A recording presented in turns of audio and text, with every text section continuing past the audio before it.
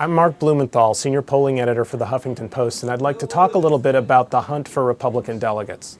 So far, the campaign and the media have been mostly focused on the winners and losers of the early primary and caucus states and the momentum and narrowing of the field that they bring. That makes sense because so far there haven't been a lot of delegates up for grabs, only about 300 by the end of February. It's about 13% of the total delegate haul. Many of those come from caucus states where, although the process has started, the delegates haven't been formally allocated. Now the race becomes more of a fight for delegates. On Super Tuesday, March 6th, 10 states will choose a little over 400 delegates that account for a cumulative 35% of all the delegates that will go to the Republican convention. But this year's Super Tuesday won't be quite as super as the one 4 years ago. It will choose about half as many delegates and probably will not effectively end the race the way it did in 2008. This year, the total number of delegates will hit 50% by the end of March and 3/4 by the end of April.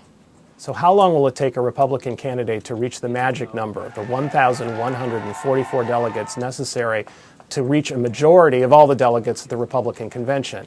This year it may take the ultimate winner all the way until the end, but there's one thing to keep in mind. Republicans, unlike Democrats, don't use a truly proportional system of picking their delegates, where each candidate gets a share of the delegates that matches their share of the popular vote. While Republicans have taken baby steps in that direction, there are still 7 states that are truly winner-take-all and another 30 or so that use a combination of rules that are effectively winner-take-most or winner-take-more than their proportional share.